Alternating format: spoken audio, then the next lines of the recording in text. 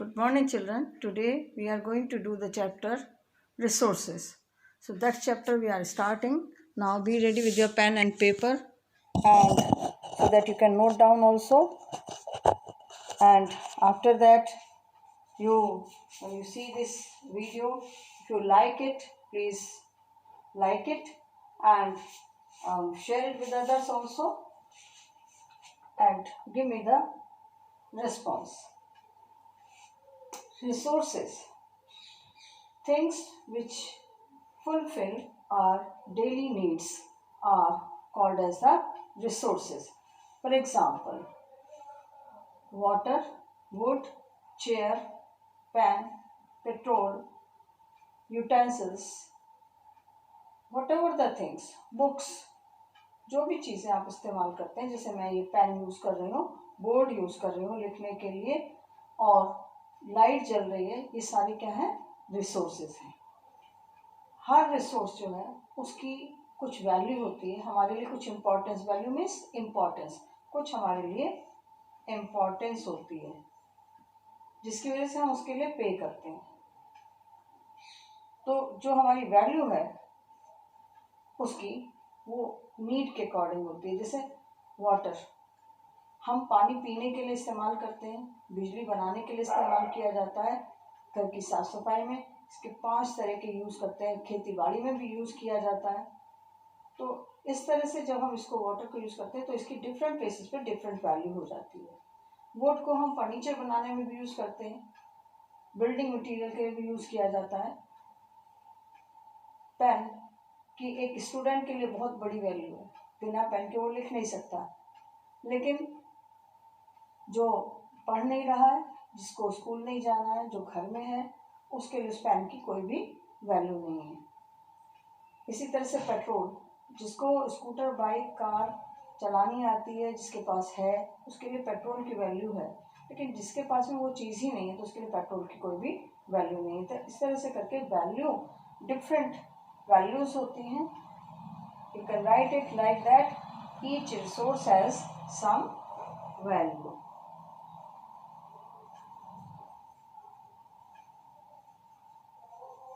has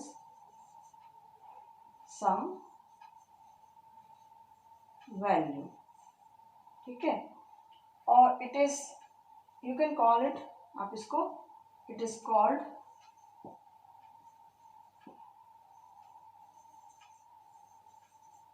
utility or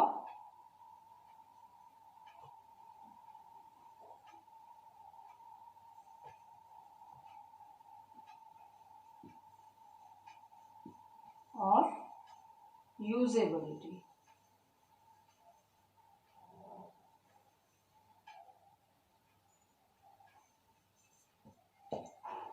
आपके लिए क्या यूज है उसका, उस पर डिपेंड करता है. ये वैल्यू जो है ये डिफरेंट टाइप की वैल्यूज होती हैं. जैसे पहले हम बता सकते हैं कि इकोनॉमिक वैल्यू,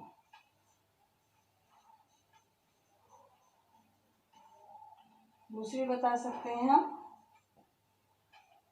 इकोनॉमिक वैल्यू के बाद में एस्थेटिक वैल्यू.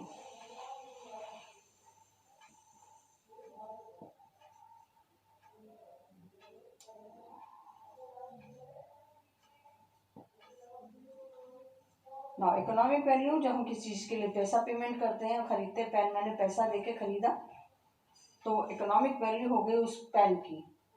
एस्थेटिक वैल्यू, जब हम सीनिक ब्यूटी यानी सीनरी जो देखते हैं, दुनिया में कहीं भी घूमने जाते हैं, कोई चीज़ देखकर हमें सुंदर लगती है, कहते हैं बहुत खूबसूरत है, और उसके लिए हम वैल्यू पे करते हैं, वो हमारे लिए एस्थेटिक वैल्यू होती है. कहीं गए, नैनीताल, शिमला, मसूरी कहीं घूमने गए, और वहाँ हमने जो कुछ भी देखा और उससे हम खुश हुए, उसने हमें संतुष्टि दी, तो वो हमारी क्या है? एस्थेटिक वैल्यू है. Now the types of resources. We will go to the next topic, types of resources. Types of resources, if you want to understand, you have to see that all around you, whatever the resources are there, अपने चारों तरफ आपको देखना पड़ेगा कि क्या क्या चीज़ें आप इस्तेमाल कर रहे हो और उनकी आपके लिए क्या वैल्यू है. तो वही सारे रिसोर्सेज हैं. हम इनको रिसोर्सेज को अगर टाइप्स में डिस्ट्रीब्यूट करना चाहें तो ब्रॉड मीनिंग में हम टाइप्स ऑफ रिसोर्सेज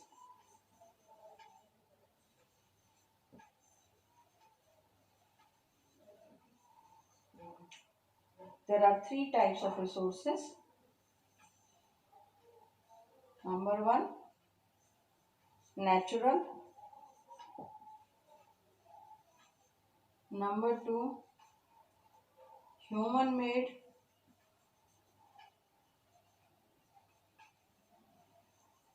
और नंबर 3, ह्यूमन रिसोर्स.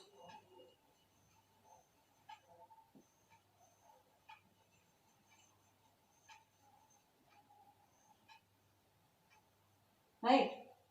तो पहले हम देखेंगे नेचुरल रिसोर्स.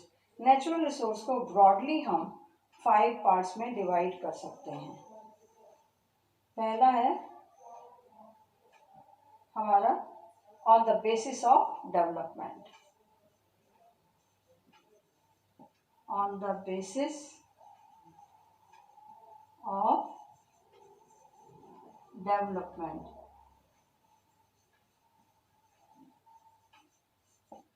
ठीक है. On the basis of development जब हम बात कर रहे हैं तो इसको हम फर्दर 2 पार्ट्स में डिवाइड कर सकते हैं.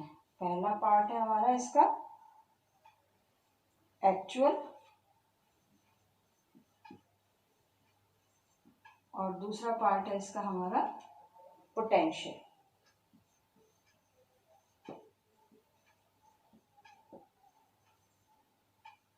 ठीक है. नाउ एक्चुअल रिसोर्स क्या होता है कि जितना हमारे पास मौजूद है, जो हम पहचानते हैं और उसको हम उसकी लिमिट है कि वो ख़त्म हो जाएगा. लेकिन पोटेंशियल रिसोर्स ये अभी अभी हमें फाइंड आउट किया है हमने, जैसे यूरेनियम, और वो अबंडेंटली अवेलेबल है, अभी वो ख़त्म नहीं होने वाला रिसेंट टाइम में. नंबर 2 हम लेते हैं on the basis of use. On the basis of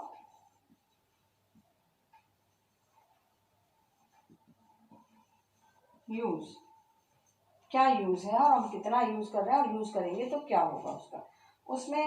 इसमें हम फिर 2 पार्ट करते हैं. रिन्यूएबल एंड, यानी कुछ ऐसे रिसोर्स हैं जिनको हम रिन्यू कर सकते हैं,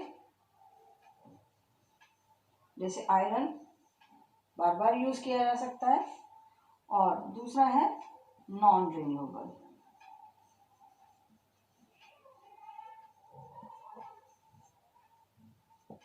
इसका मतलब इसको हमने एक बार यूज कर लिया, जैसे कोल को एक बार यूज कर लिया तो खत्म हो गया, पेट्रोल को एक बार यूज कर लिया तो खत्म हो गया. It can not be used again and again.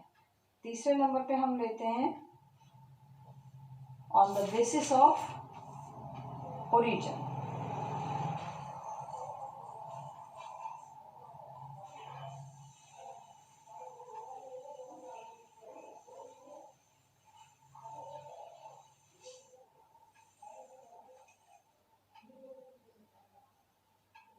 on the basis of origin.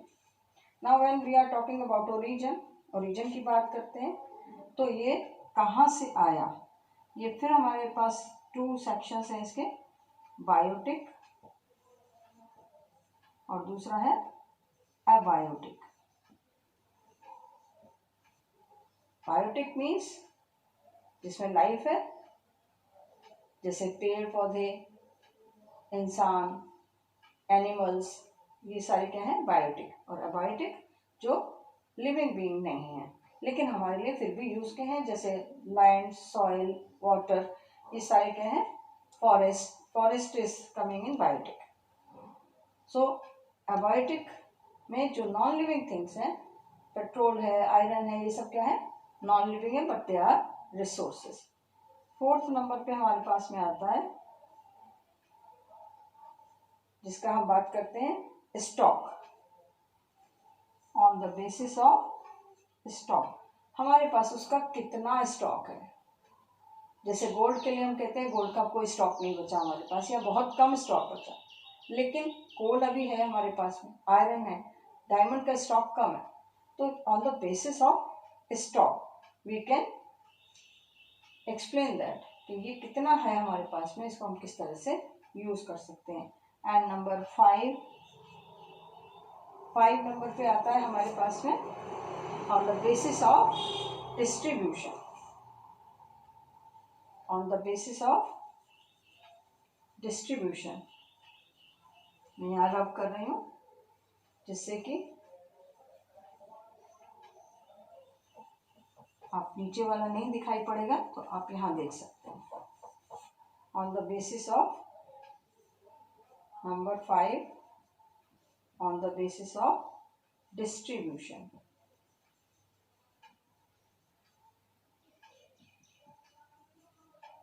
और जो डिस्ट्रीब्यूशन की हम बात कर रहे हैं तो कुछ जो रिसोर्सेज हैं वो तो हर जगह मौजूद होते हैं और कुछ रिसोर्सेज होते हैं किसी पर्टिकुलर चीज जगह पे कंसंट्रेटेड होते हैं. तो उसके अकॉर्डिंग हम इसको डिस्ट्रीब्यूट करते हैं. जो हर जगह मौजूद हैं उनको हम बोलते हैं उबिक्विटस,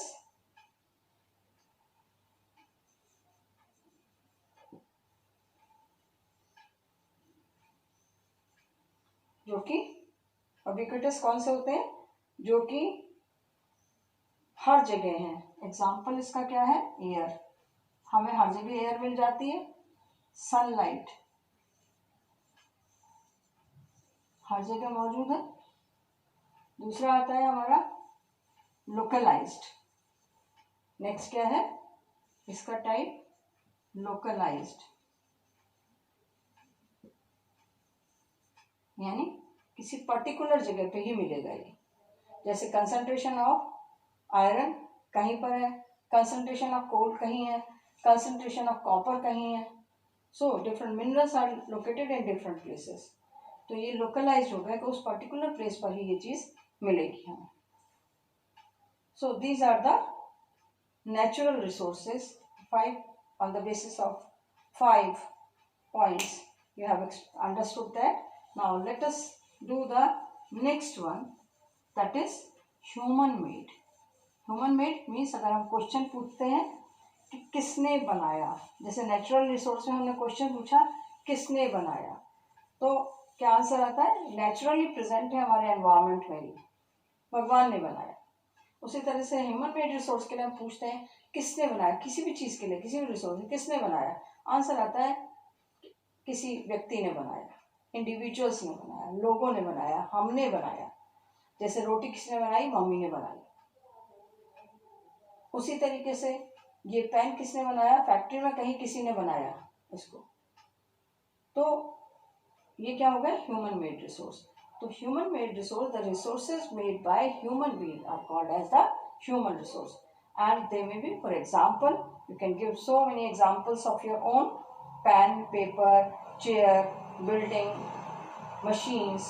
All these are human made resource. Now third one is coming. It is most important because this resource, अगर ये resource नहीं है तो ये दोनों resource बेकार हैं.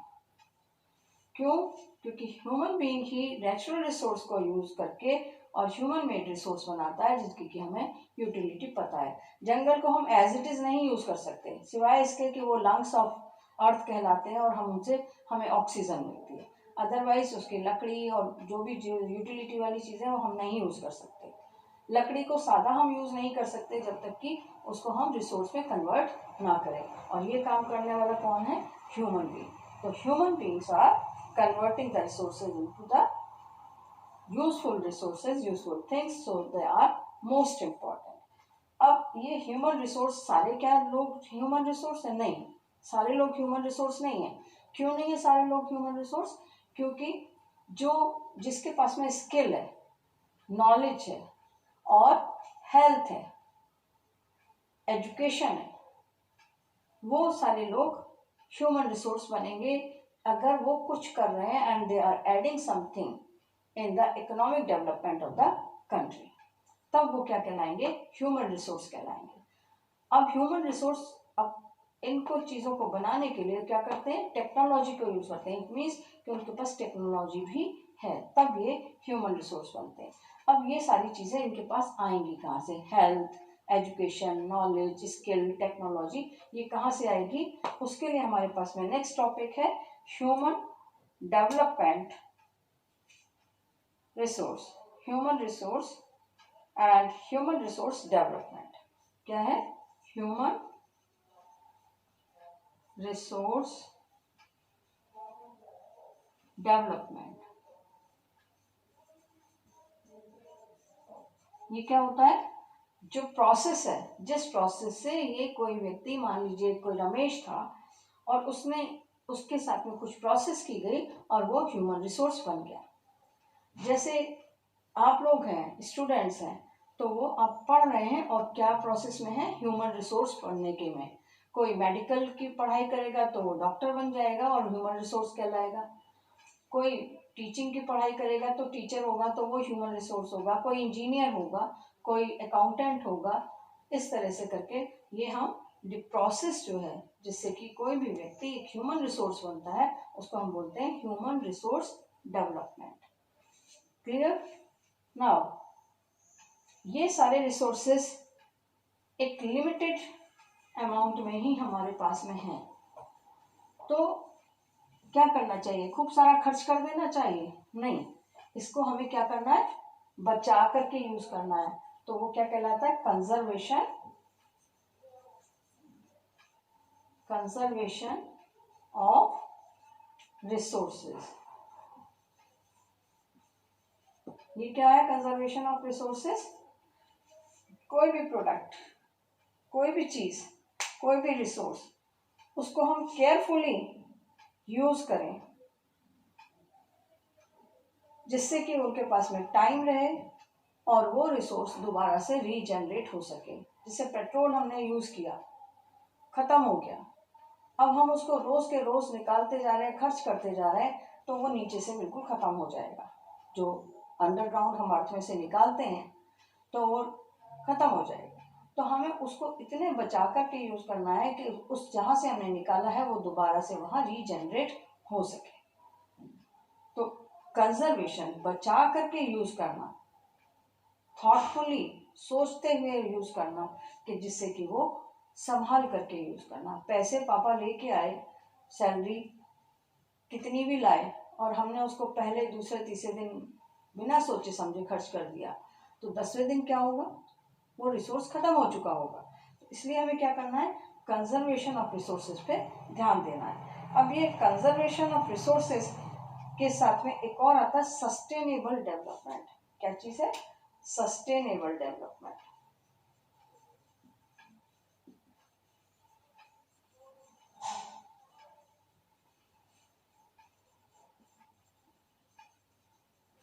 सस्टेनेबल डेवलपमेंट क्या होता है? कि जब हम सोच विचार के साथ में एक बैलेंस बना करके अपनी नीड और यूज के बीच में जितनी जरूरत है उससे कुछ कम करके हमने यूज किया। The balance between the need and the use, when we are conserving the resources, when we are utilizing the resources, that is called as the sustainable development. Sustainable development को आप डिफाइन कर सकते हो, balancing the need and use of resources and conserving for future generations and use it thoughtfully. वो क्या कहलाता है? Sustainable development कहलाता है। Thank you for this chapter, do it. I will give you some more questions for that if you want. So, note down the questions fast. Question number 1. What is resource conservation? Second, why are human resources important? Third, what is resource conservation and how you can conserve resources? Distinguish between ubiquitous and localized resources. Now, when I have given you one question that how can you conserve resources, you can write it yourself, but I will give you some hints that respect and number 1, respect and care for all forms of life. Second, minimize the depletion of resources. Third, stop overuse. And fourth, most important, creating the awareness towards the environment and availability of the resources. one more point is there, that which factors are affecting the distribution of resources, such as I have told you कि सारे एक ही जगह पे नहीं है, कहीं कोई है, कहीं कोई है, कहीं कोई है. So the factors which are affecting, you can list it out.